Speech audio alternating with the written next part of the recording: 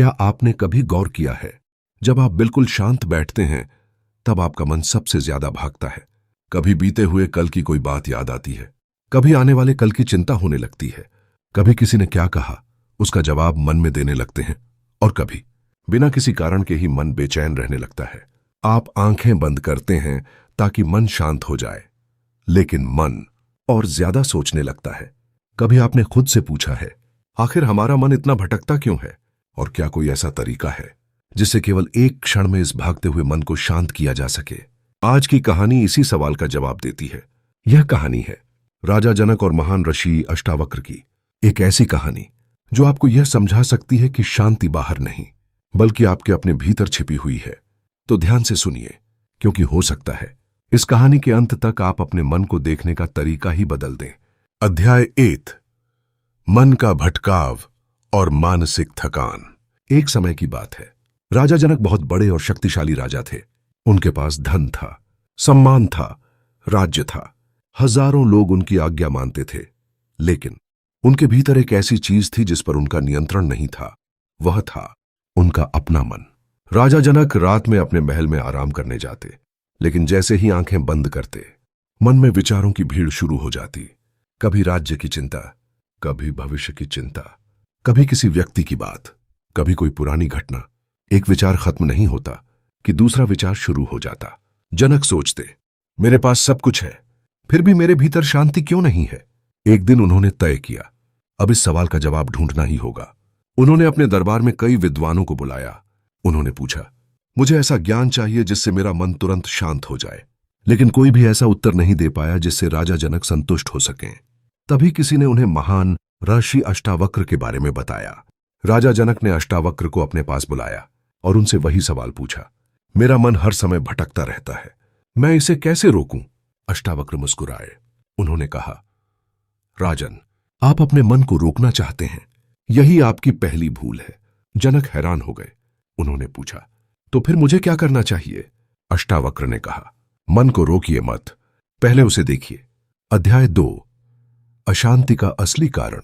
अष्टावक्र ने राजा जनक से पूछा, जब आपका मन परेशान होता है तब क्या आप अपने विचारों को देखते हैं? जनक ने कहा, हां, लेकिन विचार इतने तेज आते हैं कि मैं उन्हें रोक नहीं पाता। अष्टावक्र बोले, विचारों को रोकना आपका काम नहीं है, आपका काम केवल यह देखना है कि विचार आ रहे हैं। यह बात सुनकर जनक कुछ देर शांत रहे।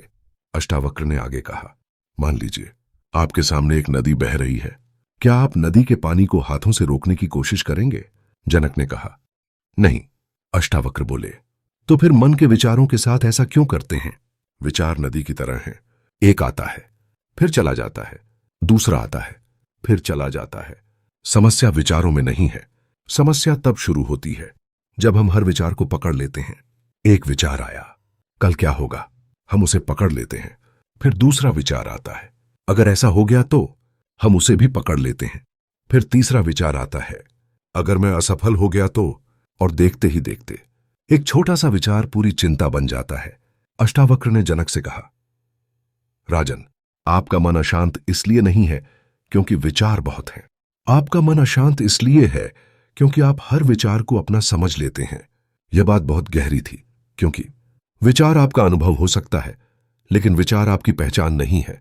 आपके मन में डर का विचार आ सकता है, लेकिन इसका मतलब यह नहीं कि आप डर हैं। आपके मन में चिंता आ सकती है, लेकिन इसका मतलब यह नहीं कि आप चिंता हैं। आपके मन में गुस्सा आ सकता है, लेकिन इसका मतलब यह नहीं कि आप गुस्सा हैं। आप वह हैं जो इन सबको देख सकता है। अध्याय 3, राजा जनक की परीक्षा। एक दिन अष्टावक्र ने राजा जनक की परीक्षा लेने का निर्णय किया। उन्होंने जनक से कहा, राजन, अगर आपको वास्तव में शांति चाहिए तो अपने मन को देखने का अभ्यास कीजिए। जनक ने आंखें बंद कीं। कुछ क्षण तक सब शांत रहा। फिर उनके मन में विचार आया, राज्य का क्या होगा? फिर दूसरा विचार आया, अगर मेरे बाद कोई योग्य राजा नहीं हुआ तो? फिर तीसरा विचार आया, लोग मेरे बारे में क्या सोचते हैं? जनक ने विचारों को रोकने की कोशिश की, लेकिन जितना वह रोकते, विचार उतने ही बढ़ते जाते।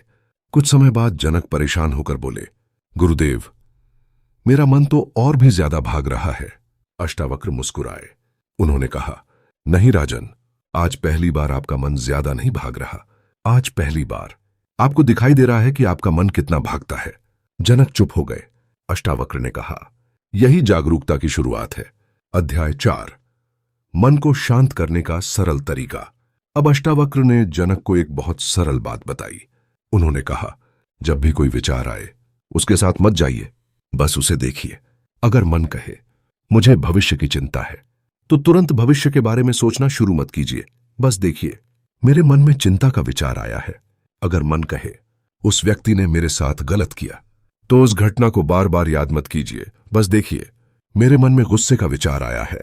अगर मन कहे मैं यह काम नहीं कर सकता, तो तुरंत हार मत मानिए, बस देखिए मेरे मन में डर का विचार आया है। बस इतना ही। आपको विचार से लड़ना नहीं है, उसे दबाना नहीं है, उसे सही या गलत साबित नहीं करना है, सिर्फ देखना है। क्योंकि जिस क्षण आप विचार को देखने लगते हैं, उसी क्षण आप विचार से थोड़ा अलग हो जाते हैं, और यही दूरी शांति की शुरुआत है। अध्याय 5, 1 सेकंड की शांति। अष्टावक्र ने राजा जनक से कहा, राजन, आपको शांति पाने के लिए घंटों ध्यान करने की आवश्यकता नहीं है। बस एक क्षण के लिए रुकिए।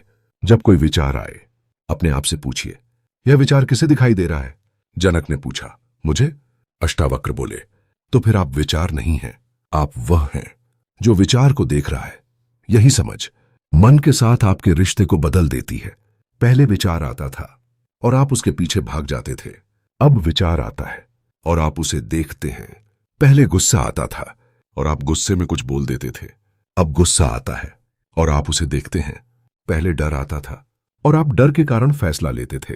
अब डर आता है और आप उसे देखते हैं। यही छोटा सा अंतर आपकी पूरी जिंदगी बदल सकता है। अध्याय 6, आज से यह अभ्यास करें।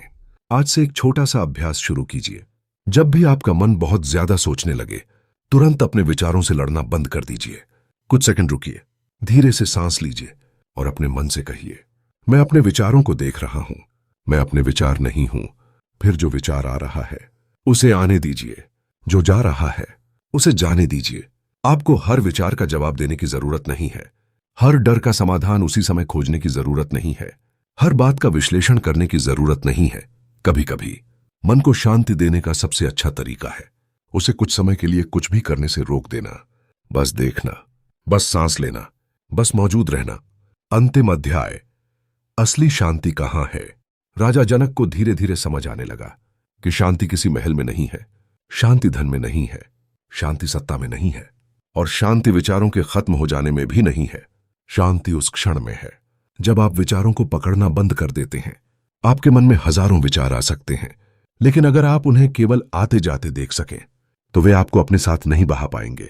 याद रखिए, आसमान में बादल आते हैं और चले जाते हैं, लेकिन आसमान वहीं रहता है। उसी तरह आपके मन में विचार आते हैं और चले जाते हैं, कभी खुशी, कभी दुख, कभी डर, कभी गुस्सा, कभी उम्मीद।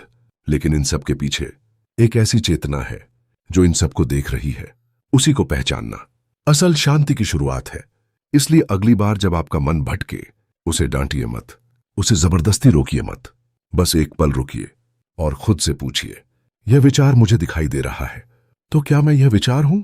शायद उस एक सवाल के बाद आपके भीतर कुछ क्षणों के लिए एक गहरी शांति उतर आए, और वही एक क्षण आपको अपने मन का गुलाम बनने से बचा सकता है। तो आज से मन को रोकने की कोशिश मत कीजिए, मन को समझने की कोशिश कीजिए। विचारों से लड़िए मत, उन्हें देखिए और खुद को याद दिलाइए, मैं विचार नहीं हूं, मैं वह हूं जो विचारों को देख रहा है। यही समझ धीरे धीरे आपके भीतर वह शांति पैदा कर सकती है जिसे आप बाहर की पूरी दुनिया में ढूंढते रहे हैं। अगर यह कहानी आपको अच्छी लगी हो तो इसे सिर्फ सुनकर मत छोड़िए।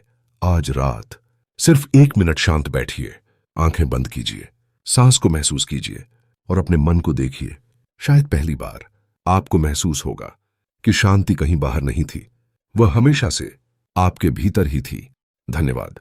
दी ऑडियो बुक पर ऐसी ही ज्ञानवर्धक और जीवन बदलने वाली कहानियों के लिए जुड़े रहिए। फिर मिलेंगे एक नई कहानी के साथ। तब तक शांत रहिए, जागरूक रहिए और अपने मन को अपना मालिक नहीं, अपना साथी बनाइए।